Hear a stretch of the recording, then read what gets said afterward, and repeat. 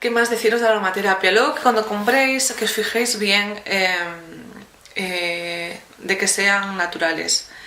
¿Por qué? Porque hay muchas marcas en el mercado y muchos sitios donde vendan, muchos sitios que os van a vender como naturales, pero que luego no tienen nada que ver. Por ejemplo, unos casos muy concretos es, por ejemplo, el aceite esencial de rosa. Os voy a decir una cosa, ninguna de vosotras, ni yo, bueno, a no ser que tengáis muchísimo dinero, vamos a conseguir en una herboristería un aceite esencial de rosas, por ejemplo.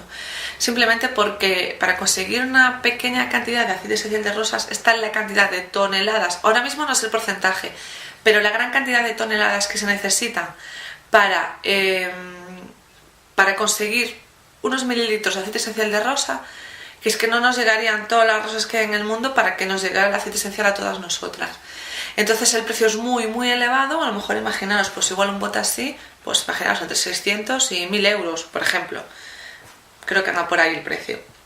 Entonces, normalmente ya se quedan en empresas fuertes de alta perfumería y también muchas veces algunas empresas se lo regalan pues a clientes, como puede ser por ejemplo jeques árabes a los que les gusta mucho ese aceite esencial. Entonces, como regalo especial, como además es una cosa cara y difícil de conseguir, pues como regalo especial hay empresas que copan un poco este mercado del aceite esencial de rosa para regalárselo a sus clientes, ¿no? Como obsequio.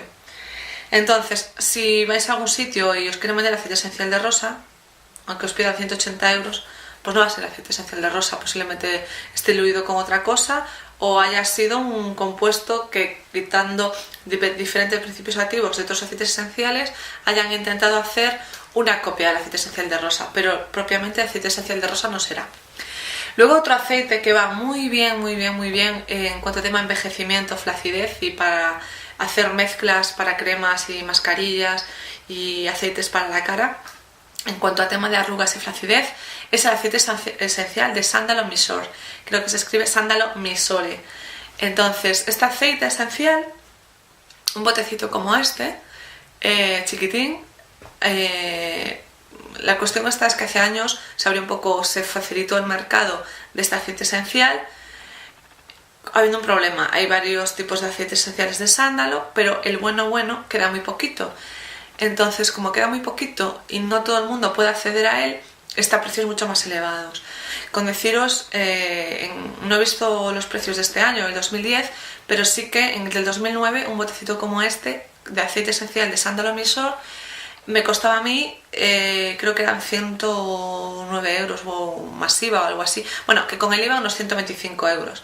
Entonces, bueno, también deciros que si os vais a una arboristería y queréis comprar ese aceite esencial, pues posiblemente no lo encontréis, o lo que encontréis pues no vaya a ser real, porque el precio es muy elevado para que sea bueno. Y para comprar uno que sea de otro tipo de sándalo que no sea el misor, pues para eso no lo compréis, es una tontería.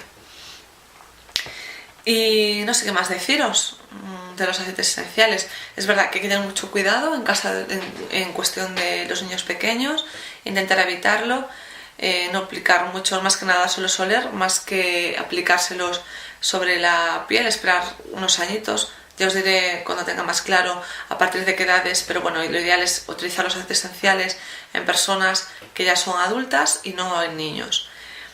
Y no sé si me queda algo más. Bueno, espero por lo menos que os haya quedado un poquito claro y otro día pues os hablaré con más detenimiento de más aceites esenciales, pero por lo menos que tengáis una idea más clara de lo que es un aceite esencial y de lo que es un aceite base. Y bueno, nada más, espero que os haya gustado, os mando muchos besos y gracias por verme. Chao.